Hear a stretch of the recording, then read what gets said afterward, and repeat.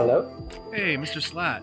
So I won't take too much of your time. Thank you for taking the time to talk to us at CNET. And I just want to ask, can you just tell us about the interceptor and just tell us a little bit about the background and how it works, please? Sure, yeah. So at the Ocean Cleanup, our mission is to rid the world's oceans of plastic. And for that, we need to do two things. On one hand, we need to clean up the legacy pollution, the plastic that's already in the ocean and doesn't go away by itself. But we also need to prevent more plastic from reaching the oceans in the first place. And what we found is that rivers are the main source of plastic to the oceans, and that 1,000 rivers are responsible for roughly 80% of the pollution. So 1% of rivers does 80% of the pollution. So unfortunately, though, there isn't one solution that you can just bring anywhere in the world, install within days, and that just works. So that's why we developed the interceptor, which is the world's first scalable solution to intercept plastic in rivers. So by scalable, you mean you can adjust the size of it to fit in different size rivers? Is that what you mean by scalable? So by scalable, what I mean is that it can be applied to virtually any river in the world. So already some things exist that are really made for very specific locations. But the thing is, of course, that this is a global problem. So what we have developed is something that can really work in all of these, or almost all of these 1,000 rivers that need to be solved. So how does it actually catch the plastic? There's an arm that is going across the river. How does that work? Yeah. So when the plastic flows through a river, the first thing it will encounter is a barrier that guides the plastic to the mouth of the interceptor, where then you have a conveyor belt that scoops it out of the water and then distributes the plastic across 6 giant dumpsters that act like a buffer for the plastic, so that following that, periodically you can empty it, bring it to the side of the river, and take the plastic to a recycling center. And it can do this fully autonomously while being powered day and night by pure sunlight, thanks to its solar panels and batteries. So at the end of the day, will someone, like a person, have to come and empty the bin every day? Yeah, so the interceptor collects plastic fully autonomously. The only thing you have to do is empty it once in a while.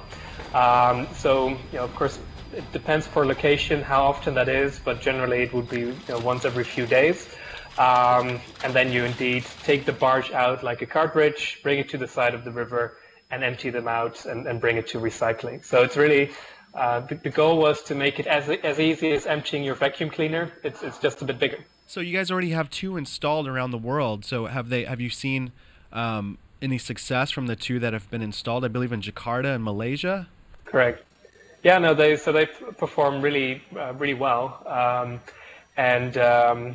So in Malaysia, that used to be one of the heaviest polluting rivers in the world. And the interceptor is really performing very well, taking tons of garbage out on a daily basis. Of course, the next step is to deploy the other 2 that we already built. So those ones are going to Vietnam and the Dominican Republic. And then next year we'll be starting with the scale up, because the goal is to solve those 1,000 rivers in 5 years' time. Fantastic. So I was there. I saw the System 001 Wilson. I saw it in person in Alameda. I actually live in Alameda. Okay. I covered you guys for CNET last year when you were right before you deployed it. So it went out to the Great Pacific Garbage Patch, and you ran into some issues with the design. So can you tell us about the upgrades and the design for System 001/B and how it's working now? Now it's catching plastic, right? Yeah, great. So there was really 2 main issues that we had with the first iteration of our ocean cleanup system, where first we had a structural failure, and secondly, there wasn't any consistent speed difference between the plastic and the system, which meant that the system wasn't catching any plastic. What we did was we took the system back to land, back to the drawing board, made adjustments to the design, and we're able to resolve the root cause of the structural failure, as well as we were able to find a way to actually get a consistent speed difference between the system and the plastic. And the way we achieve that is by turning the system around and attaching a kind of this giant parachute, underwater parachute to it, which acts like an anchor to slow down the system. And what we now see is that the system continuously moves through the water slower than the plastic, and is now actually, as we speak, catching plastic in the Great Pacific Garbage Patch. Today, I am very happy to share with you that we are now catching plastic. That's fantastic news, man. I was really rooting for you guys, and I'm really happy that it's working finally. So I'm sure you're still like perfecting it. Are there any plans for System 002 in the future, or what are you guys working on now with that? Yeah. So right now we're rounding off the System 1 campaign, sort of I think next month we'll really start up the System number 2 campaign, where the goal is to develop kind of a bigger version of this machine that is really optimized for scale, in preparation for launching a full fleet of cleanup systems in the years to come.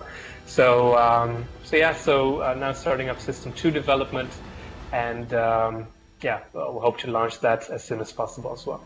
That's fantastic, man. Well, I really appreciate you taking the time to talk to us, and thank you for all the work you're doing to rid the world of plastic in the ocean and in the rivers now, which is really cool. It is important to stress that the rivers, of course, the fact that the rivers become a bit cleaner is a nice side effect, but of course the goal is, we're the ocean cleanup, so the goal really is to prevent it from entering the oceans. Nice. Anything else you want to say before you go? No, I think we covered it. I mean, maybe I want to, one thing that could be relevant is to say that, looking at the scale up for the rivers, we already have signed contracts with several governments right now, which include Thailand, Honduras, as well as LA County. So for the first systems that are going to be deployed next year. So there should also be one on U.S. soil somewhere next year. Awesome. And your goal is 1,000 rivers by 2025. Is that correct? Yes, in the 1,000 heaviest polluting rivers around the world. That's fantastic. All right. Well, thank you very much, Boyan. I really appreciate your time. All right. Pleasure. Cheers.